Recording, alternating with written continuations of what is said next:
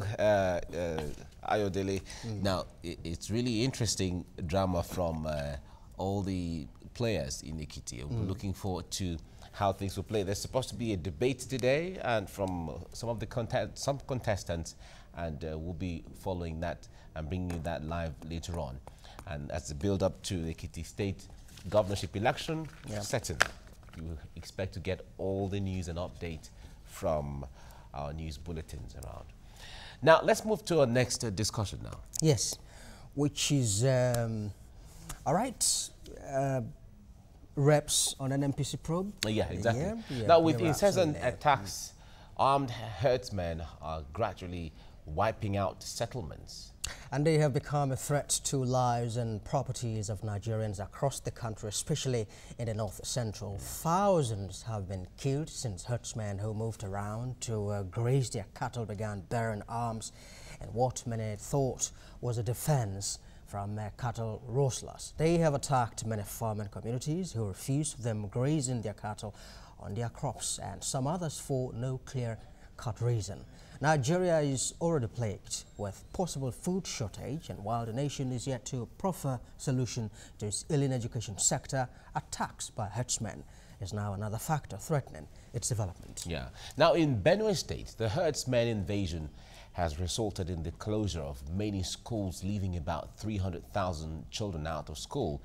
If government begins the reconstruction of damaged schools, will the students' population be willing to return back to the classrooms in spite of the horror they have witnessed? That is the question. And certainly, apart from Benue State, there are also schools closing in parts of Nasarawa State and also Kogi State, from what the latest report we're getting.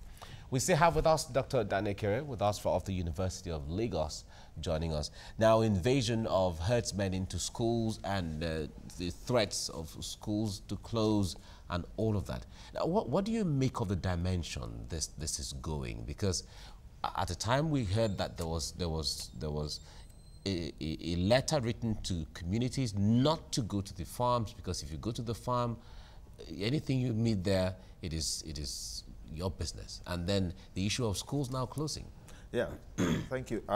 It's a worrisome situation, you know, so worrisome that to start with, we were expecting that this government was going to diversify the economy, and there have actually been claims that there is diversification. As a matter of fact, it's been said that Nigeria now produces rice to the point of export, even though I have not seen the rice in the markets.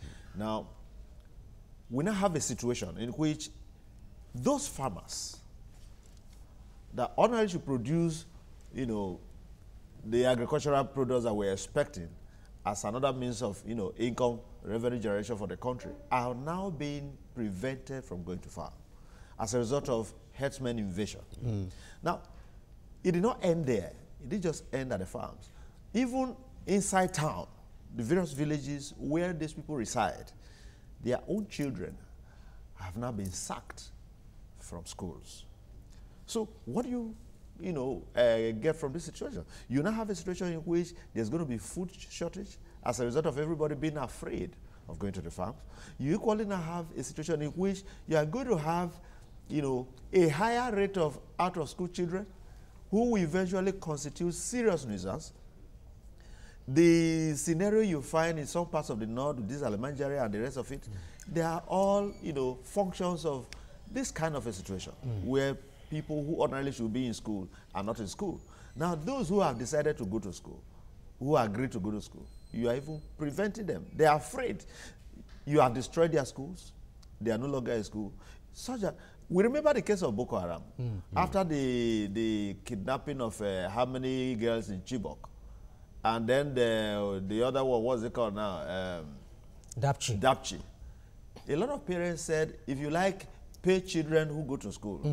We will never allow our children to go back to that danger. So that is the kind of scenario that we are going to witness in Benin. People living in fear. Yeah, indeed. And again, Dan, you also want to look at the danger, you know, that kind of scenario poses to an entire society where you do not have children in schools.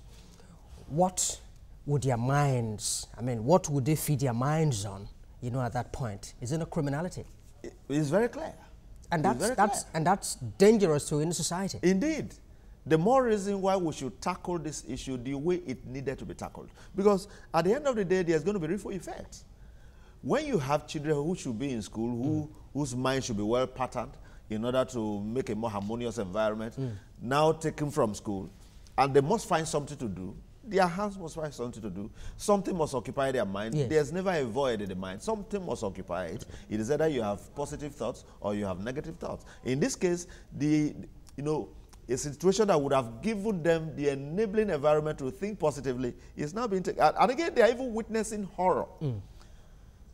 So the environment does not really call for the kind of thoughts that we expect that these children should have been able to bring out tomorrow. They are now going to look at things from the perspective of what is happening, and their mind will be patterned in that direction. So we are likely going to have a very terrible situation as an aftermath of this scenario. So except the government truly rises up in defense of the situation, such that these herdsmen are treated like the criminals that they truly are, like the terrorists that they are, until that is done, we are going to continue to have this situation. And they are getting more invigorated by the day. Because each time they conquer, look at the game yesterday. The moment Croatia was able to equalize, you could see the strength. So the moment you conquer, the tendency is that you get energized. You are going to even expand. You want to take it higher. That is what the herdsmen have been doing, because they have not seen that there are no bounds. They have the whole country to conquer. All right, but in all of this, there is still a misunderstanding that some Nigerians feel that Nigerians, whether it is the media or it is the government, now, this criminality that is carried out on people, it is always referred to as by herdsmen, by herdsmen, by herdsmen. Now, in the mind of an average Nigerian, a herdsman or the herdsmen they are used to are the ones that carry cattle around. Now, but in the true sense of things, are they the ones perpetrating these acts? Are things that we have to really try to reconcile? But the point there is, we're reviewing the papers earlier on, and there was a statement credited to the president saying that my security team are racking their brains on how to find a solution to this. What do we make of that in the space of creating hope for Nigerians as to this situation? There's something the government is going to do for us. Well, thanks, Mike. You're trying to address the issue from the perspective of whether they are truly herdsmen or something. Exactly. Yeah. Speaking from experience, they are herdsmen. Okay. It doesn't matter whether they are professional herdsmen or they are just using that, as a strategy to invade the state. I told you, I've said it, this platform on different occasions, that my own community, I'm an Isoko man, I'm from Isoko. Isoko people are not cattle rearers, okay? But you find a lot of these herdsmen, we've lived with them over the years, and I said that each time they graze on a farm and you raise a complaint, the herdsmen, they will come to the community to settle. And interestingly, I had a family member who lived in the north, who can speak Hausa very well and the rest of it. He used to mediate. And they will pay for everything. But today, the ones that are coming to the community, they come with sophisticated arms, and they don't even engage you in any form of it. The moment they see a human being, they fire. They have killed several people in my community. Now, look at the one, these ones are not reported. The one in Benue and the rest of it, they are deliberately invading communities, burning down houses. After all, they don't normally build houses. They are turnaround human beings. So they don't have homes other than their cattle. So they can destroy any community anytime because they don't really have houses to lose. And their cattle, for them, the value of that cattle is more than life. And Dan, we had a Dr. Inu Adogo here sometime last week on same issue, and it brought a different dimension to the whole issue. And it talked about gaslighting, which is a concept of trying to paint a picture of what does not exist. And his own position was that, look, there is a deliberate attempt to exterminate, if you like, people within that region by some political elements and all of that. Is there a sense in which you read from the same page? If that is anything to go by, I would say the government is the one doing it, because those who are invading this community that you keep saying that politicians are behind them, there must have been a link, a trace, for you to suggest that politicians are behind them. Except you just dreamt and maybe you woke up and say, oh, in a dream I saw politicians doing it, I saw my enemies doing that. Otherwise, for you to make that kind of a claim, there must have been a trace. And I expect that a reasonable and sensitive government will follow that trace to the point of even apprehending whoever is involved. That has not been done. Then the main killers, if you don't even know who is sponsoring them, but at least you have seen those who are sponsored. Those who are killing. So they kill human beings, it just means it's just a political talk. When the president comes out to say, look, we are going to apprehend those responsible and those who are sponsoring all of them. How long does it take to apprehend? Well, those who perpetrated the killings in Plateau State, some persons have been apprehended. Some of them, even after killing, they occupy the places. Yeah, we heard that, we heard reports that some of the names of the places have been changed. Some of the places that so that would tell you, is this sack and occupy, philosophy? Yeah, but Dr. Kere, this whole issue with herdsmen and killings and whether it is you want to move the people from there or whatever, to what objective at the end of the day? To what objective? Because the point there is, like you said, you are from Delta State, but you're here in Lagos. You've lived almost all your life in Lagos, and nobody is harassing you. There are Lagosians who have moved to stay in me. Do you agree? As a Nigerian, you can decide anywhere. You can do your business. So, to what objective at the end of the day with all of this? That is what I find difficult to fathom, because at the moment, you really cannot tell who is doing what. Forget about all the allegations of politicians are behind it. It's only government that can tell us what is happening. However, we will equally decipher whether the government is telling us the truth. They have given different reasons, yes, which doesn't seem like something Nigerians can hold on to. Because somehow the truth itself, when it is told, can be identified.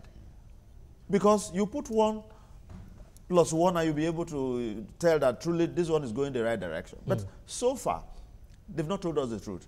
And beyond telling us the truth, they've not even thought of dealing with the situation.